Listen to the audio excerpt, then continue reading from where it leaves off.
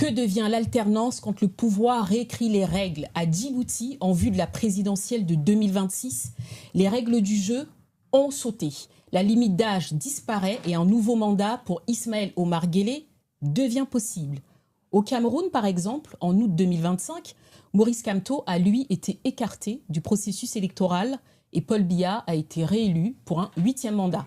2 pays, 2 moments, une même question. Que devient l'alternance quand le pouvoir réécrit les règles du jeu?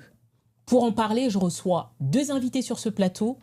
Alexis Mohamed, je rappelle que tu es un ancien conseiller du président djiboutien Ismaël Omar Guelleh. Bienvenue. Merci à toi. Et je reçois Olivier Ngo, je rappelle que tu es le représentant MRC en Île-de-France. Bienvenue sur ce plateau.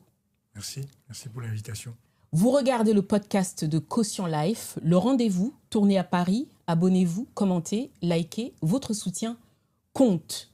Messieurs, sans plus tarder, j'ai envie de vous poser la question, bien entendu, est-ce que c'est facile finalement d'être opposant? Alexis, je vais commencer par toi.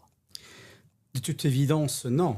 À Djibouti, quand on voit aujourd'hui la réalité que vit l'opposition à Djibouti, c'est un véritable désastre. C'est même une préoccupation du point de vue de valeurs démocratiques. Et je pense qu'aujourd'hui, malheureusement, il est vrai qu'être dans l'opposition, être opposant à Djibouti, c'est extrêmement difficile, très très difficile en raison du verrouillage autour des structures politiques de l'opposition, autour également des hommes et des femmes qui ne peuvent même plus aujourd'hui faire état de leurs divergences politiques, qu'ils soient dans un parti ou pas d'ailleurs. Alors, je rappelle que toi, tu as choisi les réseaux sociaux pour annoncer de façon tonitruante que tu pensais effectivement que le président allait procéder à la modification de la Constitution pour faire sauter effectivement la limitation d'âge et tout ceci.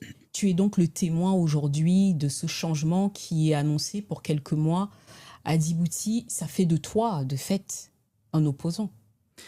Je ne suis témoin de rien du tout. J'ai juste compris qu'il allait y avoir le projet de la modification de la Constitution, que j'appelle justement le coup d'État constitutionnel.